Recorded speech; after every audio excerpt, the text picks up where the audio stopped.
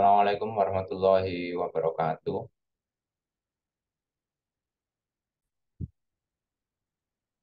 Perkenalkan, saya Dimas Ramadhan Yulianto dengan nomor NPM 21032010080. Di sini saya akan mempresentasikan tugas khusus saya, yaitu grade 2. Di sini ada dua modul.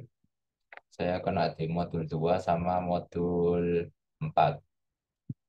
Untuk yang modul 2, saya mereview jurnal tentang efektivitas biaya pengiriman pada perusahaan roti dengan menggunakan metode transportasi. Untuk volumenya, volume 14, nomor 2, tahun 2019, penulisnya Evan Nugraha dan Rini Mulyani. Untuk reviewnya saya sendiri. Untuk abstraknya, penelitian ini membahas tentang metode transportasi dalam mengatur dan mendistribusikan produk secara efisien. Metode RAM, FAM, dan NWC digunakan untuk menyelesaikan masalah transportasi dengan metode batu loncatan digunakan untuk menguji keoptimalan. Tujuan penelitian ini adalah penghematan biaya distribusi di perusahaan roti. Sebelumnya, biaya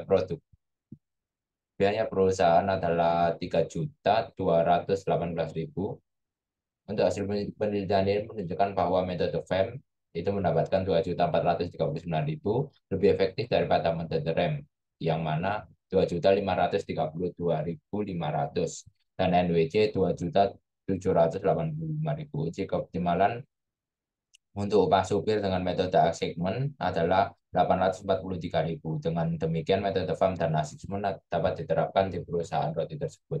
Untuk pendahuluannya, perusahaan roti Ramona menggunakan transportasi milik sendiri untuk pendistribusian produknya. Tujuan perusahaan adalah mencapai efisiensi biaya transportasi.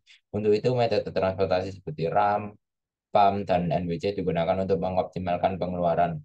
Dengan menggunakan metode stepping stone sebagai solusi akhir, perusahaan dapat meminimalkan biaya operasional. Sasaran dari metode transportasi adalah mengalokasikan barang dari gudang asal ke gudang cabang dengan efisien.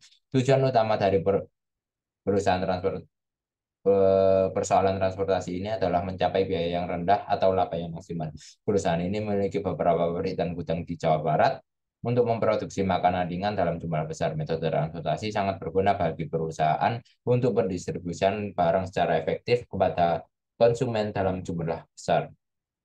Untuk metode yang digunakan adalah penyusunan matriks transportasi dan diselesaikan dengan metode REM, FEM, dan NBC. Kemudian pemilihan metode paling optimal tahap 1 dan dilanjutkan dengan tahap 2. Data yang digunakan adalah data primer. Untuk hasil dan pembahasan dari hasil pengolahan data diperoleh metode paling maksimal yaitu metode FEM. Setelah itu dilanjutkan pada tahap 2 menggunakan metode stepping stone dan tetap paling optimal adalah metode FEM. Untuk kesimpulannya, dalam perbandingan tiga metode, FEM memberikan hasil optimal sebesar 2.485.000 tanpa tes. Dalam penentuan biaya supir, metode assignment menghasilkan biaya optimal sebesar 885.000 untuk sarannya, yaitu menambah metode biar ada pembanding. Kemudian untuk modul 4, di sini saya menggunakan judul yang berjudul analisis sistem antrian dengan metode simulasi, yaitu dengan volume 7, nomor 1, tahunnya 2019, untuk penulisnya Hermanto MZ, Irnanda Pradewi, Tolu Tamalika, Iskandar Husin. Reviewernya saya sendiri. Untuk abstraknya, antrian adalah bagian penting dalam manajemen operasi dari sektor jasa ataupun industri. Kantor BPJS Ketenagakerjaan Palembang menghadapi masalah antrian yang panjang terutama pada layanan klaim pelanggan. Untuk mengatasi masalah ini, penentuan jumlah server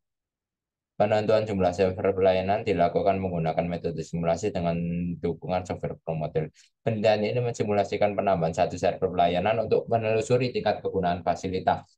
Hasil analisis menunjukkan bahwa pada skenario pertama ada 238 orang dilayani dengan waktu rata-rata dalam sistem yaitu 40,83 menit dan utilitas sebesar 99,87%. Untuk pada skenario 2 ada 339 orang dilayani dengan rata-rata waktu dalam sistem yaitu 36,05 menit dan utilitas sebesar 99,80%. Dapat disimpulkan untuk pendahuluannya. Pada era revolusi industri, kemajuan ilmu pengetahuan dan teknologi mengharuskan aktivitas dilakukan dengan cepat dan instan, yang berdampak pada pertumbuhan ekonomi dan kebutuhan terhadap pelayan yang memesan. Pelayanan terbaik merupakan tujuan produsen untuk memuaskan konsumen. Namun ketika jumlah nasabah memiliki kapasitas teller, antrian terbentuk seperti yang terjadi di kantor BPS Ketenagakerjaan. Antrian yang panjang sering ditemui dalam kehidupan sehari-hari dan dalam pelayanan umum. Untuk mengatasi penumpukan pelayanan dan antrian yang panjang dapat dengan penyesuaian laju pelayanan atau penambahan server. Untuk menganalisis situasi tersebut digunakan model dan teknik teori antrian.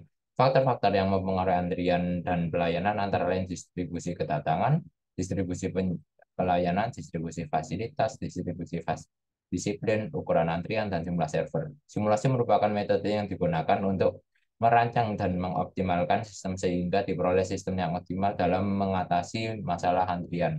Untuk metodenya pada penelitian ini, yang menjadi tempat penelitian adalah kantor BPS Ketenagakerjaan cabang Palembang yang dilakukan selama 1 bulan, mulai dari 22 Januari sampai 22 Februari 2018. Metodenya yang pasti adalah sistem antrian.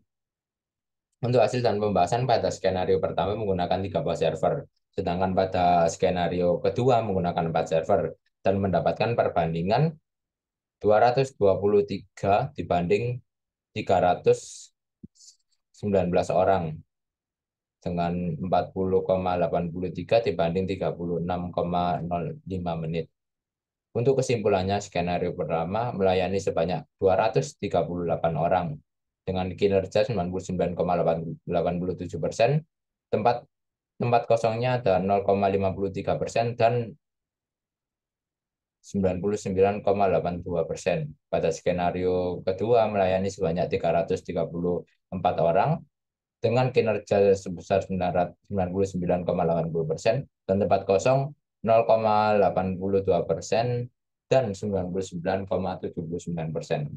Mungkin itu saja yang bisa saya sampaikan untuk tugas presentasi tugas khusus saya. Kurang lebihnya mohon maaf. Wassalamualaikum warahmatullahi wabarakatuh.